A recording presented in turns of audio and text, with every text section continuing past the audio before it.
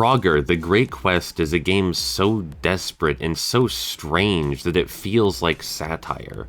Like it's a parody of what people wanted from video games in the early 2000s, or at least what executives wanted.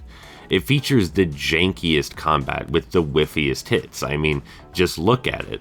The controls are completely abysmal, with Frogger having strange momentum, weird jumps, and he just doesn't control anything like you'd think a frog should.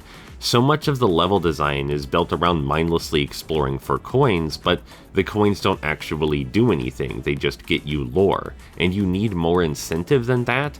It's also completely absent of personality, so much so that its lack of personality feels entirely unique.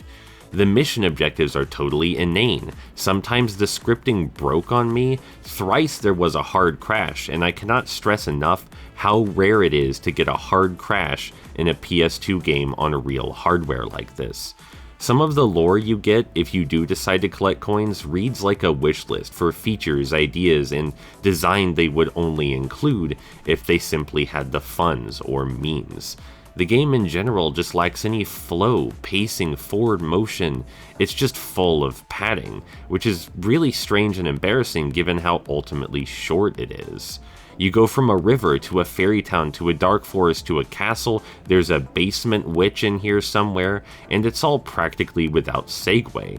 It's broken up by these weird Star Wars and Metal Gear references, the dialogue is completely nonsensical and doesn't convey anything of emotional value, the animations are broken.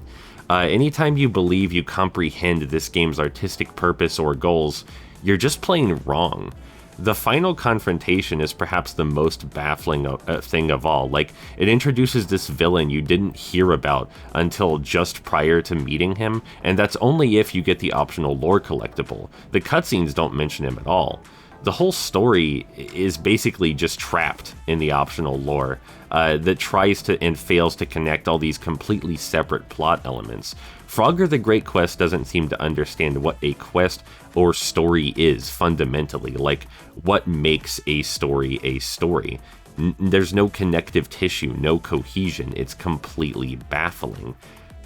And that's kind of the tragedy, is that even though this is a more baffling, surreal, and completely incompetent game than something like, say, Sonic 06, it is incompetent because it was desperate to be something normal. It just completely misunderstands other, slightly better generic things. There's nothing quite as dreadful as trying to be generic like this and failing miserably.